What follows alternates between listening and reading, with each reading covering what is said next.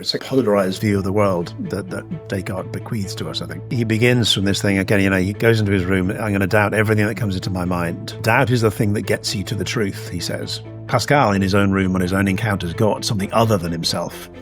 And that's the difference between them.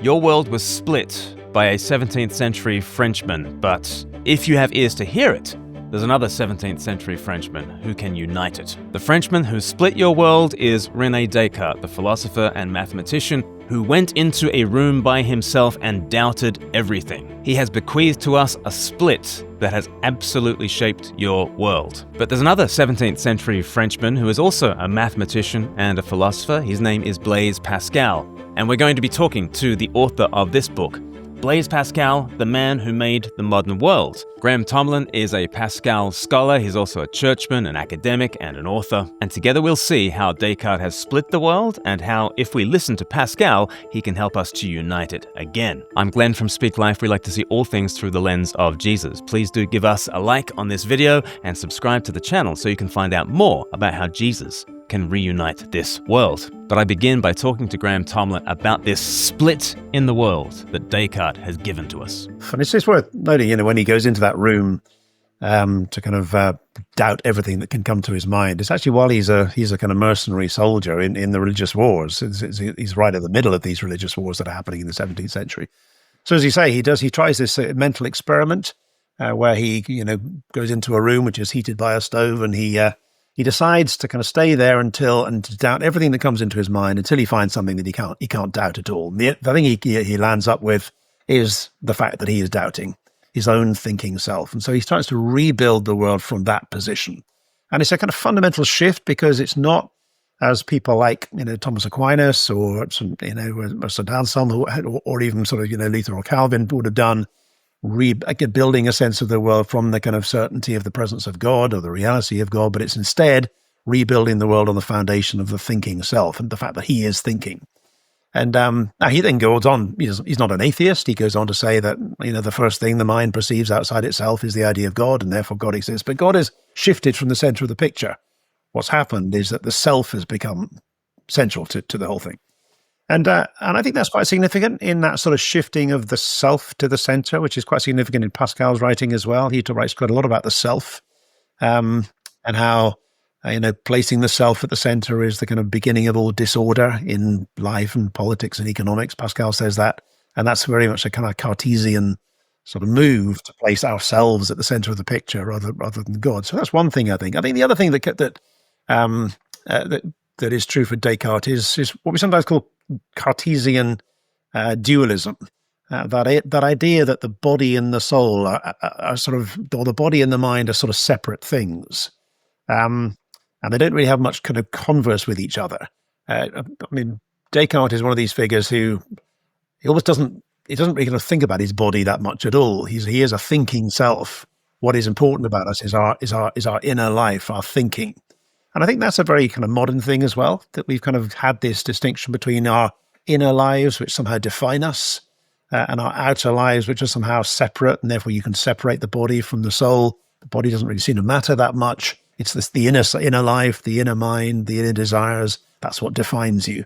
And so I think in those two senses, Descartes is a bit of a maker of the modern world, both in his placing the human consciousness and the human self at the center of the world and rebuilding everything from our own sense of self, but also that distinction between the body and the soul, the mind and the soul, which again, Christian faith has always seen us as being one embodied soul, like something that's much more unified than that kind of dualism that Descartes has. Yes. So Descartes is putting the self at the center. It's the individual self as well. It's not independent. the social self. It's not us in relation. It's actually just us on our own, and then relationships is then something we have as a secondary move, as it were. Yes. It's very focused on the individual. And it's not just Descartes. You got people like John Locke as well, who is part of that same story about the kind of focusing upon the self. But he plays a key role in it, I think. Yes. So the individual, independent self, and the privileging of mind over body, and the privileging of doubt over faith.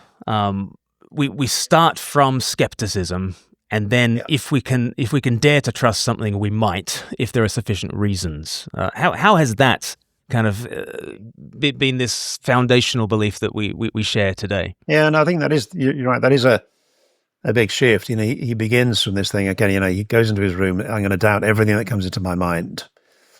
That's the kind of initial principle. Doubt is the thing that gets you to the truth, he says. And you should not believe anything unless you can find very good reason for believing it.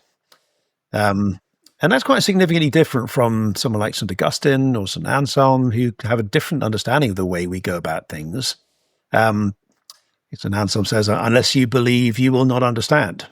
He talks about, faith seeking understanding. That we kind of have to assume a certain number of things before we can begin to understand anything. And actually, Pascal is very much within that tradition. He talks about, the heart has its reasons, of which reason knows nothing.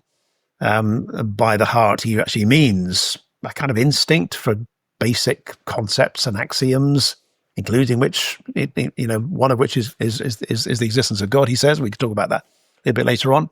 But that's a fundamentally different thing from what Descartes is saying, that you start with doubt. And I think our world is kind of surrounded by that. There are many people around us who says, you cannot believe anything unless you've got hard evidence for it. Unless you can give me hard evidence, unless you can give me proof, I'm not going to believe it. And that's, again, a very Cartesian thing that begins from doubt rather than realizing, which I think I would want to say, that there are certain things that you cannot find evidence for, but are equally real. And so, which I think is what Pascal would want to say as well. And therefore, what kind of doctrine of faith have we been bequeathed in this, post-Descartes world? What is faith to the modern Westerner? Well, faith is, I think, for the faith of many modern Westerners, is a kind of inferior kind of knowledge, kind of like a sort of superstition or something which is, which is not based on fact, is therefore something that's unreliable. It's something that can't be proved, and therefore it's a kind of secondary, kind of inferior kind of knowledge of things, rather than the foundation of knowledge, which is what it always has been for many philosophical traditions, and particularly for Christian faith as well. And so that again is a fundamentally different understanding of faith. I think faith is this idea of something which is for kind of weak people who can't kind of reason their way out of things. Faith is an inferior kind of knowledge. That's, I think, the idea of faith that many people have today. Yeah. So we live with this split between mind and body, between science and faith. But it's a kind of split between, faith and doubt, about certainty and uncertainty, divisions between sort of mind and body, divisions between science and faith. These things are separate to one another. It's a kind of, almost a kind of polarized view of the world that Descartes bequeaths to us, I think. Yes. Which is the opposite of how we come into the world. We come into the world as very dependent, socially oriented creatures who must trust from the very first moment of our existence. We have this embodied consciousness, and our minds are not very developed as we come into the world, and we simply must trust authority figures from outside ourselves, those who love us and tell us who we are, and we need to grow up in faith. In what ways has this view of the world actually dehumanized us? I always think the other figure I've spent a lot of time thinking about over the years is Martin Luther. And of course, his great insight was that of justification by faith. And I think by that, he meant that faith is foundational to human life, that trust is foundational to human life. In fact, I think a better way of translating that phrase, justification by faith, is justification by trust. And I think for him, he understands that, just as you say, foundational to human life is trust. You cannot get by any relationship without trust. And in fact, most relationships, you can't prove that the other person loves you or cares for you. You kind of have to trust it to begin with. And actually, if you don't trust another person, that relationship begins to fall apart quite quickly. And I think Luther's great insight was that when we approach God, we approach him not so much wanting him to prove his love for us, but simply trusting. Now, we get that in him, in the gift of Christ. We get this pledge of God's love for us and God's commitment to us. And the response to that for Luther is not to try and earn it in any kind of way, but it's simply to trust it, to trust God's pledge, his word to us. And I think that's a kind of recognition of the the fundamental nature of trust for human knowledge, for human relationship. That's the kind of foundation of things rather than doubt. So there's a real difference there between, what lies at the foundation of human knowledge, what lies at the foundation of every human relationship. And if I go into a relationship thinking, I'm not going to trust you until you prove that you're trustworthy, that's not going to work terribly well as a relationship. You have to begin with trust. Now, you then work out whether the person is trustworthy or not, and so on. But it begins with trust. And so trust is foundational, I think. So we're kind of living in Descartes' world, even in the year 2025, but Pascal was definitely living in Descartes' world. Can you give us a little potted history? Who was Blaise Pascal? Where was he? When was he? And what was his career like? It was brief, wasn't it? Yeah, he was born in 1623 in a little town called Clermont in the south, sort of middle of south of France, in the Auvergne. He grew up in a very ordinary sort of Catholic family. He was primarily known in his time as a mathematician and a scientist. No one really thought of him as a philosopher or a Christian theologian, because actually his main work, which we sometimes know of him today, the Pensées, was only really discovered after he died. So he actually never went to university, never went to school. He was homeschooled by his father, who recognized that he had a bit of a genius on his hands. The family were influenced by this pietistic movement within Catholicism called Jansenism. He carries on doing doing scientific work, mathematical work, and that's really what he was known for at the time. He got involved in the debates between the Jansenists and the Jesuits. He wrote a thing called the Provincial Letters, which showed a genius for comedy. This was a kind of debate within 17th century theology, which in some ways is a rather abstruse debate, quite an obscure one, but it's very funny. Even today, it still works really well as comedy. And so he died aged 39 in 1662. Not very well known at his time, known primarily as a scientist. And so in some ways, all the other dimensions of his life as a philosopher, as a theologian, really came out afterwards when people discovered what he'd been writing and what he'd been thinking about during all those times. Yes.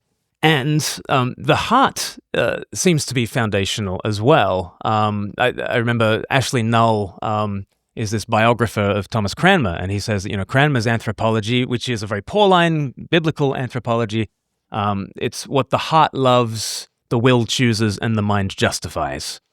And in that order, that we are these heart-directed creatures that our mind catches up with. And I think what we're noticing in the social sciences in the last few decades is that all of our cognitive biases are basically naming that reality that our mind justifies and is very good at justifying what we already happen to love.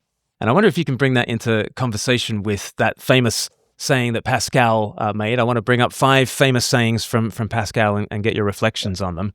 But he is famous for saying, the heart has its reasons, which reason knows nothing of. What did he mean by that? Yeah, it's a phrase that's often misunderstood because, so for example, back in the day when Wallace Simpson, who famously married Edward VIII,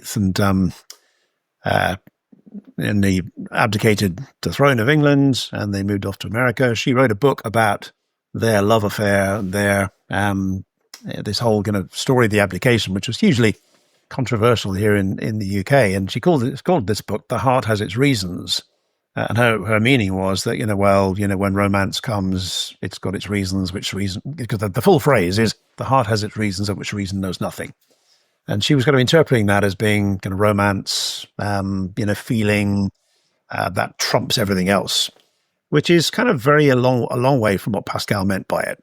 He wasn't talking about romance. In fact, he's not that interested in romance, really, to be honest with Pascal. But he wasn't talking about emotion. He wasn't talking about feeling. He was talking about a kind of deepest instinct we have for certain ideas. So he talks about, there are certain ideas like infinity. This is himself as a mathematician talking. We can't prove infinity. We don't know much about infinity. We don't even know whether infinity is an odd number or an even number, because you can always, whenever you think of infinity, you can always add 1 and make it into something else. But we kind of have a sense that there is such a thing called infinity. We believe there is such a thing called number. There's such a thing called space. These basic concepts, which you can't prove. You can't kind of, put them in a test tube and analyze them. You can't come up with a mathematical formula that will prove these things, but we kind of have to assume them to be the case. And he says it's the heart that has this instinct to recognize these things. And by heart, what does he mean? Because he doesn't mean a Valentine. He doesn't he doesn't mean that romanticized view. What does he mean? No. He means a deep human instinct to recognize things that are true. In fact, he actually says at one point, God. He's talking about God. God is known by the heart, not by the reason. And by that, he doesn't mean, we know God by emotion and by experience. He means that God is the kind of being that you in a sense, you cannot prove God because he's beyond proof. He's essentially, he's not an object within the world whereby you can argue that by cause and effect and by a mathematical process, you can come to some proof that God exists, as you could with objects within the world. God is not an object in the world like that. He is beyond the world, and therefore he is not subject to proof in quite that way. Now, in fact, he says some other interesting things about God, which we can come on to in a moment. But so he says, how do you grasp God? Well, you grasp God through this deep instinct we have of things that are true, in the same way that you grasp infinity, in the same way that you grasp number, the same way that you grasp space. So in a sense, you have to kind of assume that this thing is true. So you assume infinity, and then you can go start doing mathematics from that point onwards. You assume space or number. That is the basis from which you begin to kind of progress from there. And he kind of says the same thing about God. You have to kind of assume God and then work out the rest of the world from that point onwards. And that, I think, is part of his argument about the wager, which we can come on to a little bit later on as well. But God for him is not the end of a process of argumentation. In fact, there's one point he talks about the God of the philosophers, by which he kind of means Descartes' God, where God is the end of a process of reasoning. That's kind of where Descartes gets to God. But for Pascal, God can never be the end of a process of reasoning. God is this being who approaches us that we can only encounter, whom we can only kind of have to assume. But we can actually encounter him personally, which is, of course, what Pascal himself did famously in his Night of Fire. So that, I think, is what Pascal means by the heart, this deep instinct for things that are true, which cannot be proved, but yet are true nonetheless. Yes, and perhaps more true, because it is received by faith at that convictional core kind of level, and as a foundation by which I'm reminded of C.S. Lewis's, I believe in Christ as I believe in the Son, not simply because I see the Son, but because by the Son I see everything else. And it's sort of by God we do our reasoning rather than we reason towards God, so to speak. You've just mentioned the Night of Fire. Tell us, what is the Night of Fire and what happened? Well, Pascal was born into a fairly conventional Catholic family in a place called Clermont, down in the south, in the Auvergne, in the middle of sort of the middle south of France. He then, his family was quite influenced by a movement within a kind of pietistic, very kind of austere movement within Catholicism in the 17th century called Jansenism. And he was kind of he was drawn to this for many of, from his teenage years onwards. But he always struggled a little bit with it for various reasons. But then he goes through a period in the early 1650s, when he's in his early 30s, really, where he's kind of really struggling with both his identity and calling as a mathematician, as a scientist. That's kind of what he's largely known as, but also his Christian faith, particularly his sister, Jacqueline, has this very profound encounter with Jansenism, and she enters a monastery, into a convent, and she takes her Christian faith really seriously. And Pascal is kind of struggling between these two things. Anyway, he goes through a period of where he's really sort of wondering about his own state of mind and his own heart and his relationship with God. And then on the 23rd of November, 1654, he describes this experience, which, he never told anyone about it at the time. He actually had it. He dates this experience very, very, very closely on this particular time. And anyway, for about 2 hours one evening, he seems to have had this very personal, very sort of visceral encounter with God. Shall I read out what he said? Because he wrote this down on a piece of paper, sewed it into his jacket, and it was found on him when he died. But this is what he wrote, and then you can tell us what he meant by it. It just begins, fire. God of Abraham, God of Isaac, God of Jacob, not of the philosophers and of the learned. Certitude, feeling, joy, peace. God of Jesus Christ, my God and your God will be my God. He is only found by the ways taught in the gospel. Grandeur of the human soul. Righteous Father, the world has not known you, but I have known you. Joy, joy, joy, tears of joy.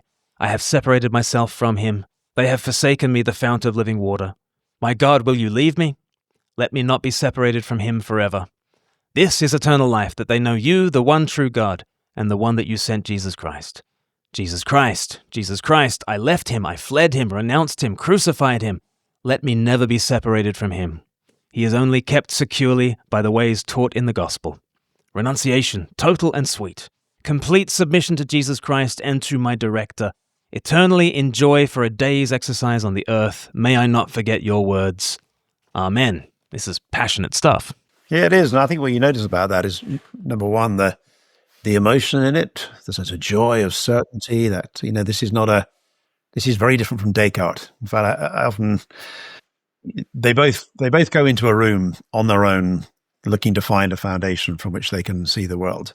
And they actually come up with something very, very different indeed. So Descartes, of course, comes up with this, thing where he kind of starts with his own thinking self. Pascal, in his own room on his own, encounters God, something other than himself. And that's the difference between them. So there's this emotional certainty that comes from this experience, but it's not the result of a process of reasoning. This is the heart. This is Pascal's sense of the heart, engaging with God, encountering God. I think the other thing that you notice about it is the focus on Jesus Christ. He repeats the word Jesus Christ over and over again. And this is not the God of the philosophers. So if you like, he's sort of shutting the door on Descartes' idea of God as a kind of almost like a mathematical. Than that formula. which none greater can be conceived. Or yeah. Yeah, or at least just that approach to kind of God. But instead, this is the God of Jesus Christ. That's a fundamental thing for Pascal. In fact, the two figures he is most in dialogue with, Descartes on the one hand, Montaigne on the other. Neither of them talk about Jesus very much. They talk about God, but they don't really talk about Jesus. This is not the God of Jesus Christ.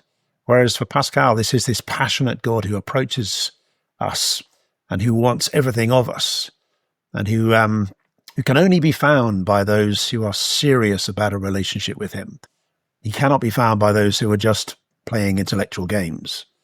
And that, I think, is one of the big differences, again, between Pascal and some of these other writers at the same sort of time. And he kind of thinks, Descartes is playing a kind of intellectual game. In fact, at one point in the Pensée, he says, Descartes, wrong and useless. Because he thinks Descartes just thinks of God as succinct, at least. I know, exactly. Yeah. He has strong opinions, Pascal. But he has this moment where he thinks about Descartes' God snapping his fingers and bringing the world into being, but then kind of abandoning the world from that point onwards.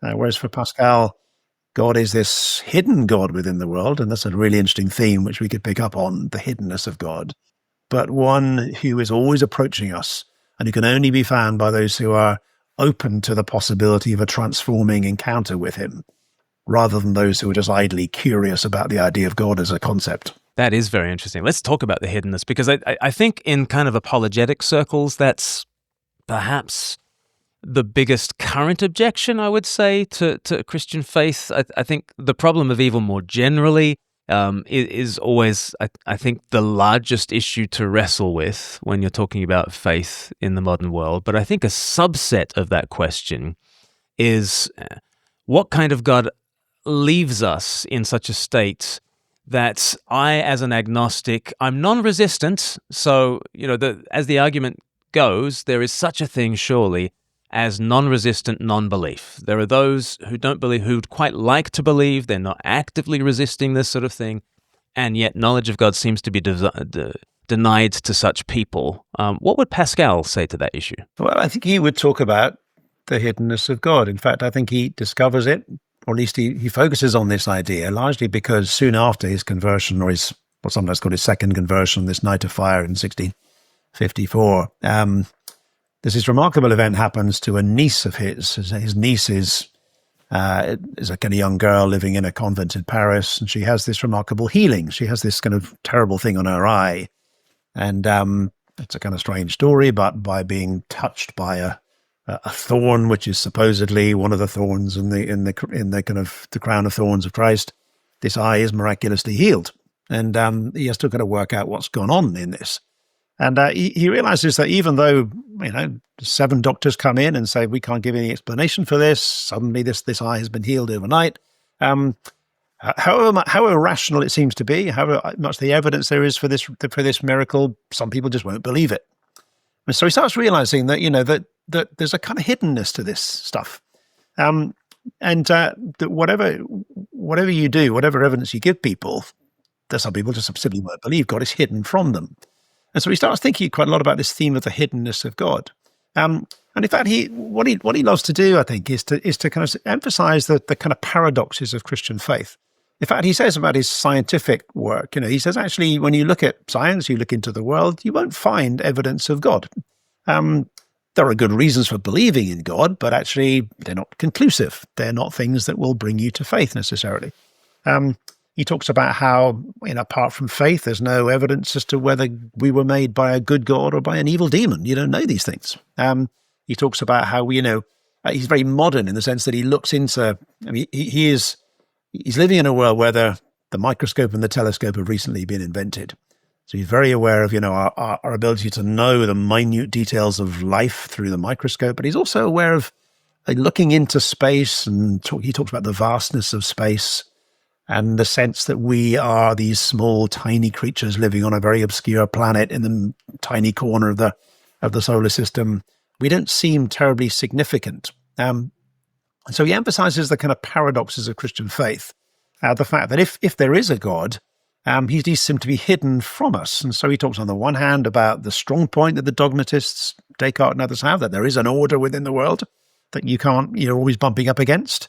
The most skeptical philosopher always puts on in our terms, puts on a kettle and expects the water to boil. There is a kind of order, there's a scientific regularity to the world. But on the other hand, there's an awful lot about our world which is pure custom and is just the way we've worked things out. And so he always plays with this dilemmas. He put on one side or the other. And so he says, well, if there is a God behind this order, he's not a God who shows himself very clearly.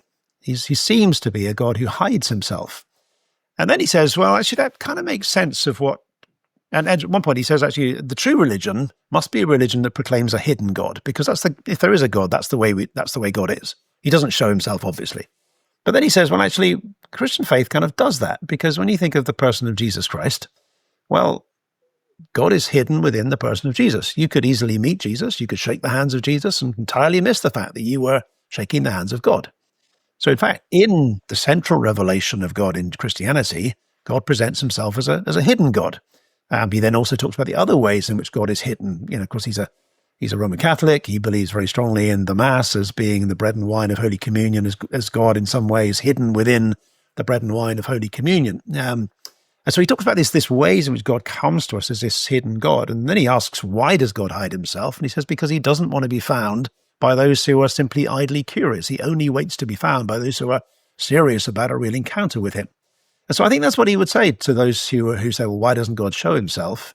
You say, well, number one, that is the way God is within the world. If there is a God, he's hidden. But actually that matches, there's a kind of fit of the jigsaw piece that Christian faith says about God and the hiddenness of God. But God deliberately hides himself so that he can only be found by those who really are serious about an encounter with him, rather than those who just want to say, okay, I believe in God, tick that box and get on with their lives. That is fascinating. And it kind of puts the spotlight back on ourselves as the humans. Do we really desire to know this God?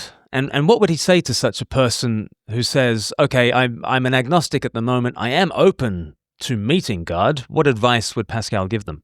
Well, that's where his argument of the wager comes in. Because he has this famous argument of the wager, which has been criticized for being a fairly kind of, abstract idea about belief. And the way the wager works is like this. One of the things that Pascal would do, he had a lot of friends who were into gambling. And one day, one of his gambling friends set him a test, which is a kind of long-standing mathematical test, which is basically if you're in a game, maybe a game of cards or a game of tossing coins or whatever, and people have bet on the outcome of this game, and the game has to finish halfway through, how do you allocate the stake? And, he has a kind of interesting correspondence with Pierre de Fermat, of Fermat's last theorem fame, where they kind of work out probability theory, which is basically you can kind of work out probabilities for, how to predict the end of a game where the game is uncertain, where the game isn't finished. It's kind of like if you're a cricket fan, the Duckworth-Lewis method of trying to work out what the result would have been. If you're not a cricket fan, don't worry about those things. It's happening in all sports now with the win stats. You can go onto Google and whatever game you're playing, the Chicago Bulls are now 73% more likely to win than the LA Lakers. Yeah, it happens all over the place. Yeah. Exactly. That's basic Pascal and Fermat doing that sort of work of probability theory and calculation of what could happen. Now, he kind of then says, well, life is a bit like that. We find ourselves in the middle of life, like the middle of a game, where the outcome is uncertain. We don't know. Is there a God? Is there not a God? After this life is over, do we just go into nothingness, or do we go to eternal bliss, or do we go into something worse, which is, eternal torment and so on? We don't know, he says. And so then he sits down and says, well, okay, well, it's, he's having a conversation with someone. I think the wager would have been in the form of a conversation. And he poses this question. He says, there's a coin being tossed at the far edge of the universe. It's going to come down head or tails. Which one are you going to bet? Either God exists or God doesn't exist. Heaven or hell. What are you going to go for? And he actually says, I'm quoting from your own book here on page 325. You say, how will you wager? And then the next sentence he says, reason cannot make you choose either. Reason cannot prove either wrong, which is interesting. Exactly. That's right. Yeah. So his conversation partner says to him, well, is there, how do I choose? Are there good reasons one way or the other? And he said, well, reason's pretty limited in how it can help you in this regard. So the guy says, well, what do I do? And so Pascal says, well, let's work out the probability. And he goes through a bit of mathematical exploration where he kind of says, well, okay, let's think about it. If you bet that God doesn't exist, and you're right, well, you haven't gained much, you haven't lost much. But if you're wrong, you stand to lose a great deal if you're wrong and God does exist. Whereas he says, if you bet that God does exist, and you're wrong, well, again, you haven't lost a great deal, maybe a little bit of sacrifice in this life, but, then you go into nothingness and that's it. But if you're right, you stand to gain a huge amount, which is you stand to basically win the jackpot, eternal bliss.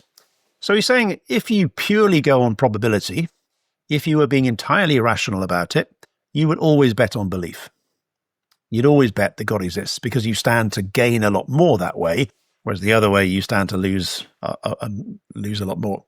Anyway, so that's the kind of bit of mathematical reasoning. And then his kind of conversation partner comes back and says, well, yeah, but hang on. I can't just believe something. I can't make myself believe something that I don't. And Pascal says, well, okay, fair enough. I get that. But then he says, this is the killer point, I think. He says, at least get it into your head that the reason you don't believe is not because of your reason, it's because of your passions. In other words, that's what he's driving at. He's trying to get this person to realize why they don't believe. It's not because of their reason. It's not rationality. It's not that they're being properly rational and Christians are being irrational, faith-based people. It's because they don't want to believe. Because if you were really following reason and probability, you'd always bet on belief. So that's the kind of way the thing goes. And then the guy says, well, what do I do then? And this was a long answer to your original question. He says, well, act as if it's true. He says, even if you can't make yourself believe something, well, try an experiment. Try living as if this thing really is true. So in our terms, he would say something like, okay, well, start reading the Bible as if it is God's word to you, even if you're not sure whether it is or not. Start praying to God as if God really is there. Start going to church as if this really is God's people meeting on a Sunday to learn his way. Start treating every person you meet as if they are someone made in the image of God, loved by God, for whom Christ died, and see what happens. Live as if it's true. And then he says, well, because it may well be that if you do that, you will place yourself in a position where you might just be open to receiving the touch of God's grace, and suddenly the things begin to fall into place. Now, just on a personal note, I've often used that bit of advice with people I've known who are in that position, not quite sure whether to believe or not to believe. And I've often said, well, go and try it for a few weeks. And time again, I've had people coming back to me and saying, once I actually started to live as if it was true, I suddenly realized it was. And so that, I think, is the advice Pascal would give. Yes, I love that. And it's not at all what popularly has been understood as Pascal's wager. If you talk about Pascal's wager with the average person in the street, if they've heard anything about Pascal, they've heard about a triangle. If they've heard anything about Pascal in regards to faith, it's usually as regards the wager. And the popular understanding of the wager is to misunderstand it as Pascal is saying, bet on God, because if it comes through, you're infinitely wealthy. And if he's not there, then you haven't lost very much. You've just given up a Sunday morning. So you may as well just go to church like a hypocrite and sort of use God in that calculating sense. Now, because people don't know the other things about Pascal, somehow that survives in the popular imagination. But that sounds like a million miles from the Pascal who has his night of fire. It sounds a million miles from the Pascal who says, the heart has its reasons of which reason there's nothing. So clearly that popular understanding of the wager is wrong. And the way I kind of understand it, the way I explain it to people, and you can correct me because you're the expert in this, is I kind of say, well, Pascal is basically saying, look, if you were a reason-driven creature, you would just go to church on a Sunday morning and you would just go through the motions, because if it pays off, then you're infinitely wealthy. And if it doesn't pay off, you haven't lost that much, just a Sunday. If you were this calculating individual who uses reason chiefly, that is what you would do. But you don't do that, do you? Which goes to show that actually you're actually a passion-driven creature after all. Is that kind of what he's saying with the wager? Yeah, it is. I think the key line is that one at the end. At least admit this. Get it into your head. Get it into your head that if you are unable to believe, it is because of your passions, since reason impels you to believe, and yet you cannot do so. So he's not saying that faith at that point is sub-rational. He's like, we are sub-rational. It's not that faith is sub-rational. Humans are sub-rational. And the proof of it is that if you were rational, you'd just take the wager. You don't take the wager, and that just proves that you're a passion-driven creature, not a reason-driven creature. Yeah, exactly. It's not an argument that's trying to argue people into faith. It's actually trying to reveal the real reasons for unbelief. That's what it's about. And it's getting someone to the point where they realize that actually, the reason I don't believe is not because it's because of my reason. It's because I don't really want to believe. And once you get to that point, you begin to think, well, have I got good reasons for not believing? And you begin to open yourself to the possibility that God may be real and it might be possible to have an encounter with him. And the way in which you put yourself in the place where you might have that encounter is by starting to live as if it's true. That's when it begins to fall into place, I think. Yes. Rupert Short, who we've had on the channel recently, he's got a great line that we rarely think ourselves into a new way of living. Most often we live our way into a new way of thinking. Which is for Pascal, it was a dramatic encounter that changed his way of thinking. It was the night of fire. It was something in some ways that he prepared for, but not something he was in control of. It was something that came to him. But I think he found that in the process leading up to that, he was beginning to live as if it was true. And then it suddenly dawned on him that it was, in this very personal encounter with God on that night. And that was a transformative thing for him. And it was because of that he starts to write the Pensée, this great kind of apology for the Christian faith, which of course he never finished because he died age 39, very young. But it was the kind of one of the most haunting bits of Christian apologetics that's ever been written, in which the wager comes, and so that's part of the reasoning for that. Yeah. So tell us about some of the background behind the Pensée, because if people have come across Descartes, it's usually because it's just a thought here and a thought there, which he sort of numbered and kind of wrote down. But originally, what was the intention? It was to become a major work of Christian apologetics. What was the purpose? Yeah, he had these friends who were sort of sophisticated, sort of men about town, into gambling and going to the salons and witty conversation and womanizing and playing tennis and doing whatever they wanted to do. Easily distracted, as Pascal would put it, by the kind of trivial things of life, but not really thinking about God that much or about eternity, about what happens after this life is over, about the kind of big questions of life. And so he kind of feels he wants to write something to try to persuade them that actually their true happiness will be found in God. That actually all these things they fill their lives with are only trivial and tiny compared to the depth of joy and happiness and certainty that can be found with God there, as he had experienced himself on the night of fire. And so he begins to start writing this. Here's this idea of writing a grand apology for the Christian faith. And at one point, he meets with his friends, Jansenist friends, and he kind of describes his approach to this and what he's going to do. And he starts writing little notes when ideas occur to him. He writes them down on bits of paper. Some of them are just a one line long. Some of them are a paragraph or two. Some of them are kind of like long essays. And he writes a lot of these different things. So well over 1,000 pieces of paper. And so when he died, his friends found these piles of paper in his room, some of them organized into chapters, some of them just lying around the place. And they work out, well, what are we going to do with this thing? Because he never got to finish it. He never got to bring all of these thoughts into some coherent argument. And so they published them. About 8 years later after he died, so he died in 1662, and 1670, they published the thoughts of Monsieur Pascal, the Pensées of Monsieur Pascal on religion and various other subjects. And it's been through various different editions since then. You can imagine scholars had great fun trying to work out what it would have been like and in what order to put them all. But when you pick up a copy of the Pensées today, that's what you pick up, this long list of fragments written by Pascal, some of which are just extraordinary in their kind of thought-provoking character. They're the kind of thing, there are pages where you just have no idea what's going on. And you have to be a pretty seasoned Pascal scholar to work out what's going on in some of these strange bits. But every now and again, you get one that makes you have to just sit down and put the book down and think about that for a moment, because it is so profound, so powerful. And that was the idea. It was a book that was trying to... One of the great things, and one of the 5 things I wanted to raise with you, now's probably the best time to raise it, is he does make these statements that just strike you out of the clear blue as he really gets human nature, doesn't he? And it's that, and in fact, he's got many of these pensées about diversions, distractions. And I haven't got the quote in front of me now, but it's something like all the problems of man are down to the fact that he cannot sit quietly in his room by himself. Is it something like that? Yeah. The sole cause of our unhappiness is that we do not know how to stay quietly in a room. So it's not social media. It's not purely so. Social media might be amplifying a problem with the human soul. What is this problem? Yeah. What is this problem at its heart?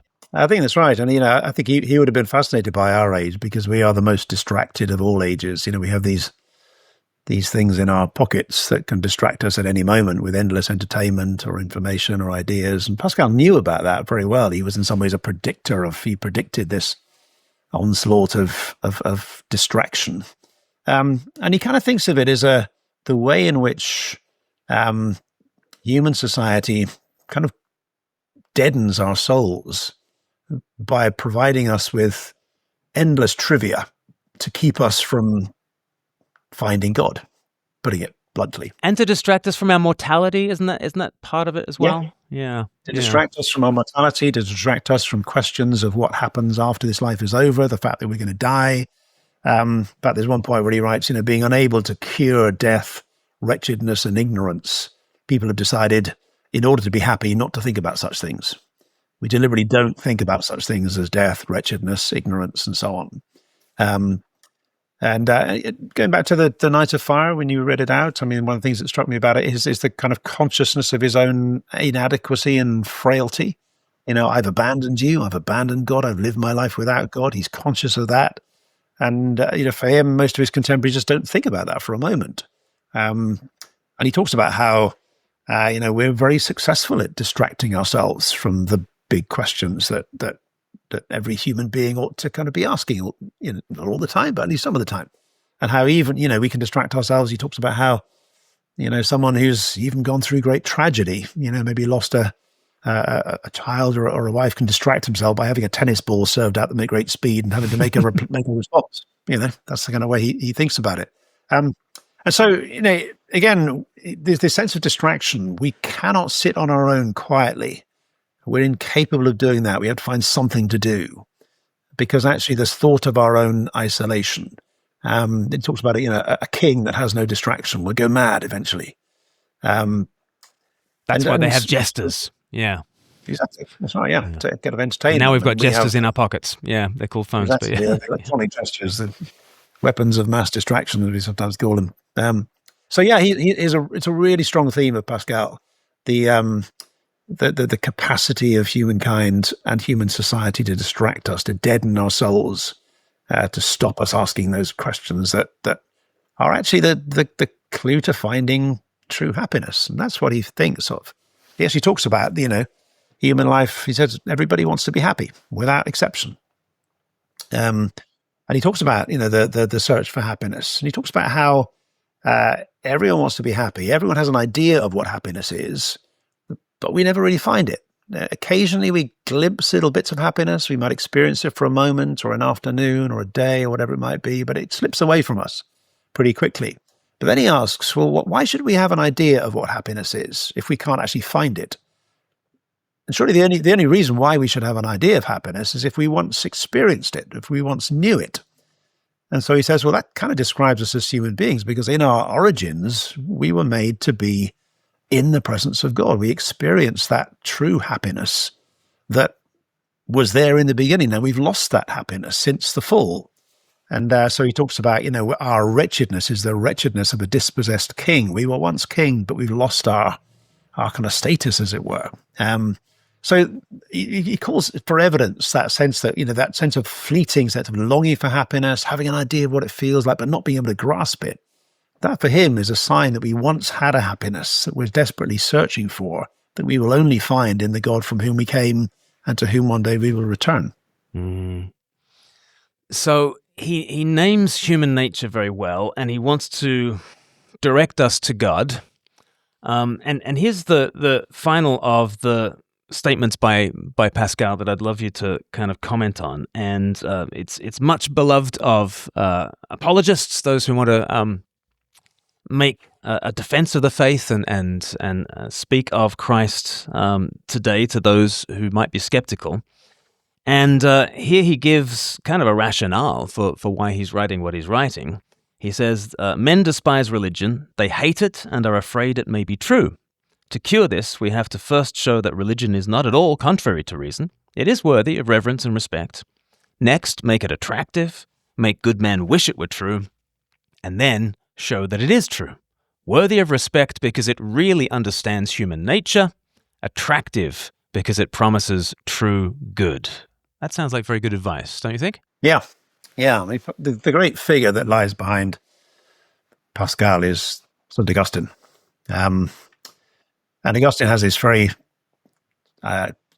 this anthropology, this understanding of humankind, which is very similar to the one you mentioned earlier on that Cranmer had, which is that we are passion-driven creatures. We are creatures driven by our desires, that our hearts are stronger than our heads. Our loves are stronger than our logic. So we're not brains on sticks like Descartes thought we were. But actually our passions are much stronger than our reason. And so therefore he says, actually, there were apologists at the time in the 17th century who kind of racked up all kinds of arguments from design or arguments, philosophical arguments that tried to prove God exists. And Pascal didn't think those were much good. He thought they were fine as far as they go, but they're not much help with people who are basically passion-driven creatures, because you can prevent all the logic you want. But it's not really going to succeed with people whose passions are stronger than their desires. And therefore, this is why he says the order of it, make it attractive, make good people wish it was true, and then show that it is. Not the other way around. Don't show that it's true, then make people wish it was true. And then, then the kind of desire comes last. He said, well, you've got to start by making it attractive. And you make it attractive by showing that it's not contrary to reason. He doesn't think you can prove it, but he does think you can show that it's not against reason. But he then talks about, making it attractive. And he goes through all kinds of ways in which he does that. He talks about how, Christian faith is something for those people who sense a kind of longing for happiness and a sense that they are inadequate as they are. This provides redemption. It provides salvation. He talks about the alternatives. He's very interested, actually, in Judaism and Islam.